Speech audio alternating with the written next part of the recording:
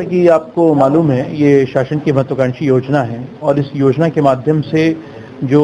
वर वधू हैं उनके खाते में, वधू के खाते में धनराशि दी जाती है। पूरे कार्यक्रम का आयोजन कराया जाता है और इसके अलावा उपहार के रूप में भी प्रदेश सरकार की तरफ से नवदंपति को वैवाहिक जीवन शुरू करने के लिए उपहार दिया जाता है। तो कल ये हमारे जो दोनों कॉन्ट्रैक्टर्स हैं जिनको टेंडर के माध्यम से सेलेक्ट किया गया था, एक जिनको विवाह मंडप की खान-पान की व्यवस्था करनी थी और दूसरे वो जिनको उपहारों की आपूर्ति करनी थी, उनके द्वारा जो सामान आपूर्ति की गई और जो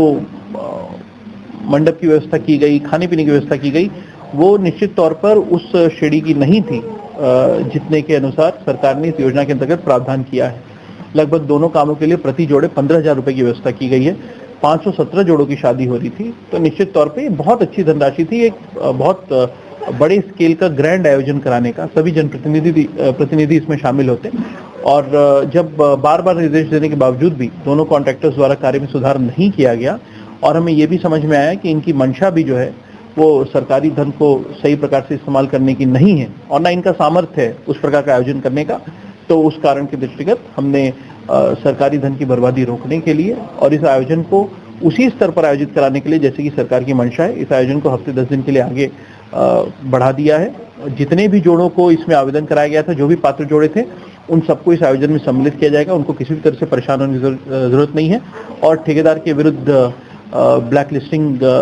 क्यों ना की जाए उसकी और उसके खिलाफ वैधानिक कार्रवाई क्यों ना की जाए, इसका शोकॉज भी जारी किया गया है। अगर इनका संतोषजनक जवाब आता है तो इनकी सेवाएं टर्मिनेट करके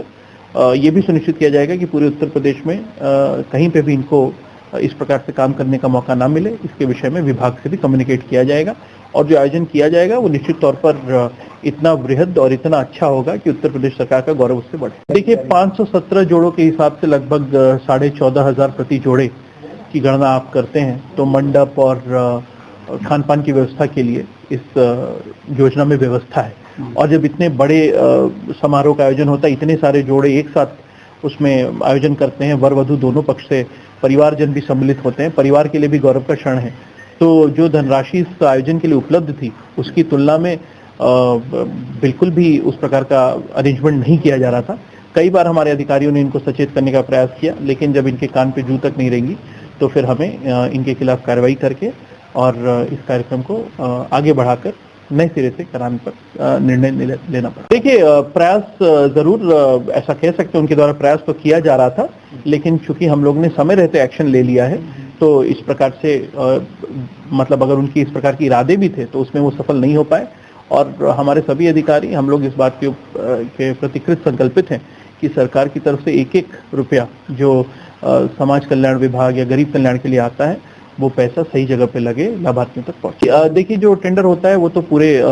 वर्ष के लिए होता है। उस वर्ष के दौरान जितने आयोजन होते हैं उसकी संबंधित जिम्मेदारी उन्हीं की होती है। लेकिन पूर्व में जो आयोजन था, चूंकि उसमें जोड़ों की संख्या अपेक्षाकृत कम थी, पिछली बार 95 जोड़ों का विवाह हुआ था, तो उस बार चूंकि आयोजन छोटा था तो उसमें इस प्रकार से मतलब बहुत ज्यादा गड़बड़ी नहीं हुई थी। लेकिन इस बार जैसे ही बड़ा आयोजन हुआ तो शायद इनके सामर्थ्य के बाहर का था या फिर इनकी नियत नहीं थी काम उस तरीके से करने की, इसलिए ये निर्णय लिया गया। देखिए, उन सभी पहलुओं पर गौर करते हुए जवाब तलब किया गया है और एक बार जब जवाब आ जाएगा तो उसके अनुसार आगे कार्रवाई की जाएगी।